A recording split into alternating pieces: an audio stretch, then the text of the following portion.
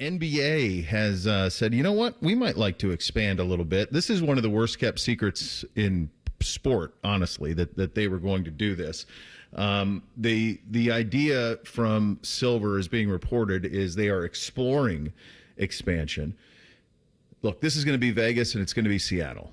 You're going to get the Sonics back in Seattle, and it's going to be a Vegas franchise. The question is, will LeBron James be involved in that Vegas franchise, as has long been rumored? They'll add those two teams to the West. My hunch is they would take, Memphis and New Orleans and move them to the East, and away you go.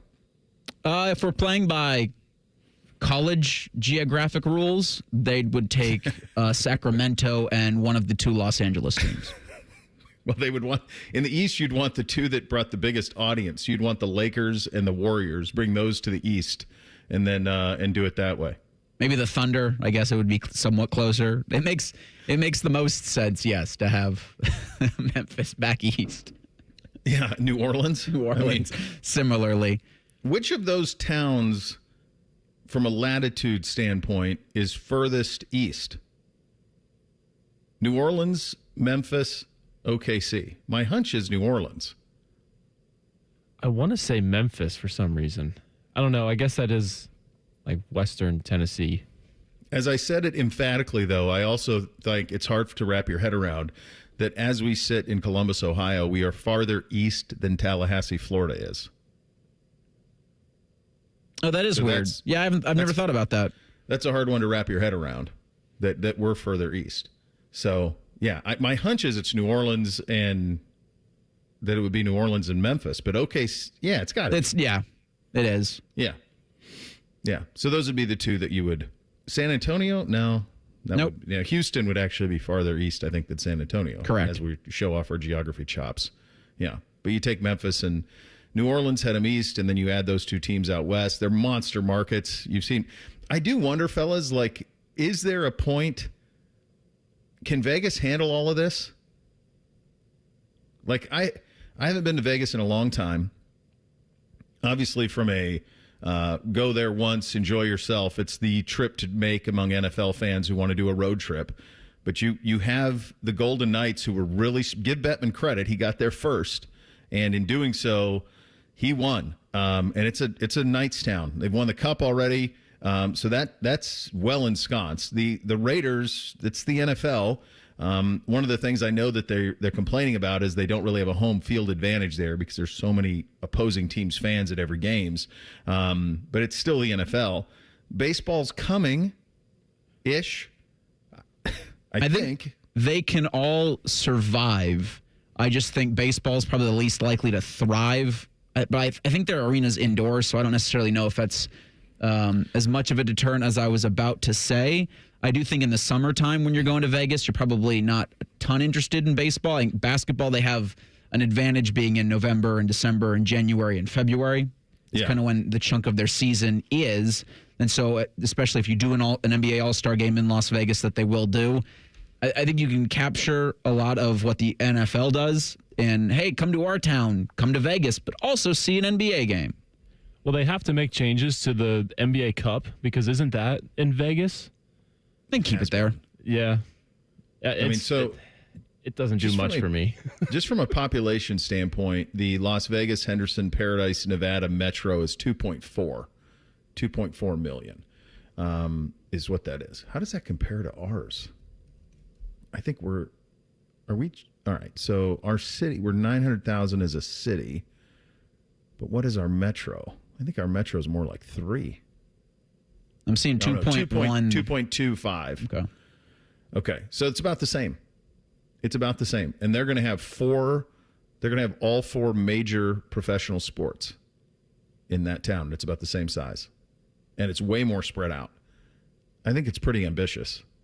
Seattle, I'm not worried. Seattle's a massive city. Like that, they'll crush the Sonics when they bring them back. But I think the Vegas one, it's a lot pulling at purse strings of the locals there. It still grinds my gears, just the gift that the NHL gave to Las Vegas when they gave them the franchise, and then they gave them a ready-made team to go win the Stanley Cup. I think you do need to have similar success with your sports teams upon impact. So once the NBA lands, they're ready to go with a team that wins. Similarly with Major League Baseball, Similarly with the Raiders, they hope this Pete Carroll thing sticks because I think if you have a winner, it doesn't matter. As long as you win and you're constantly hosting games that have meaning, then they'll show up. Like that town will be as front runner as Tampa was with the Lightning or as Sunrise was with the Panthers. I think that's why you'll never know. You'll never know if Oklahoma City was actually a good market for this because they walked into expansion basketball with Durant and Westbrook. And helped. I mean, you want to know a good expansion city? How about Columbus, Ohio? Let's look at how this city has supported the Blue Jackets for 25 years, and the results have not been there. That's a good expansion town. That's getting it done. All right, this was really cool. Rothman and I yesterday were at Buckeye Hoops summer camp. Jacob, you were jacked up for all of this. You cut all of this, right? You cut all this audio.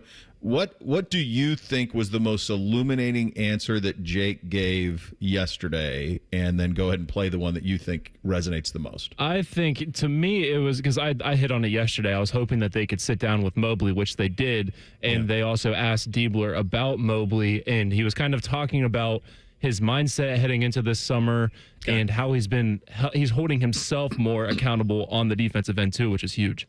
He has unwavering belief in himself, and I love that. And he knows I have confidence in him, and I trust him. And I thought as the season went on, he grew as a playmaker.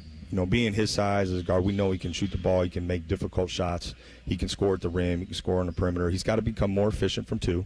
We've talked about that. But I think continuing to develop him as a playmaker because he draws so much attention, creates so much gravity on the court, being able to read if you go back to the Minnesota game, he was the one that made that pass, where he saw traffic, made that pass to Devin on the rim to finish.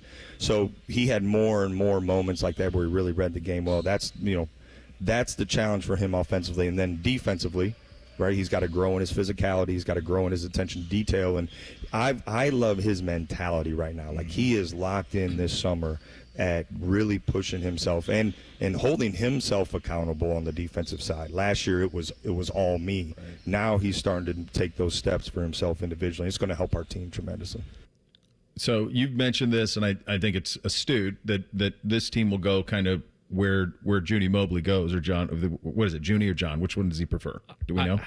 I think I call him John Mobley Jr. Okay, when in recruiting he was always Juni. Yeah.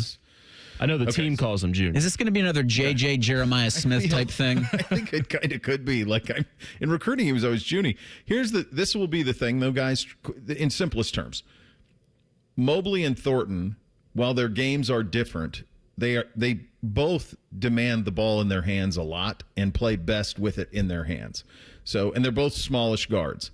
So, how does Diebler maximize? It's kind of like the Cavs situation on the college level, right? Except they haven't had the success the Cavs have had in terms of the wins and losses. But the way the Cavs figured out how to play Mitchell and Garland in the regular season, and then it led to that, how can Diebler get the most out of Thornton and Mobley together on the court at the same time?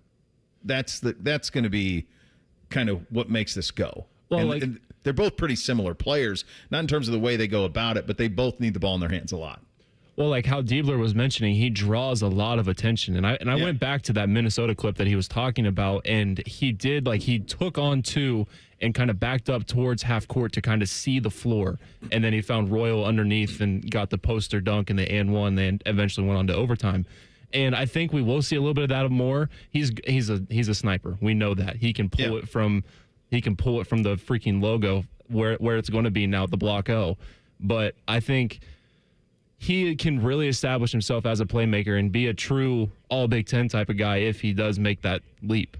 And I think the Kristof Tilly addition, we were probably saying something similar about Aaron Bradshaw last year. Yeah, right. You swing, you have to swing for a true big. Kristof Tilly, a true big with actual experience playing in big boy college basketball like the West Coast Conference is nothing to shake your head at. Like, there's 2 seasons of Tilly at Santa Clara that can give, I think, Ohio State fans greater confidence that this will work out a little better with a true 7-footer, to the point of if Mobley can see the floor better than he did last season and Tilly can make his bones, especially in Big Ten play, against those other true 7-footers, then you've got a better chance, I think, to compete in January and February. You're not dealing with those kind of lulls in recent seasons. In the last 5 minutes a game, who has the ball in their hands in a tight game? Juni.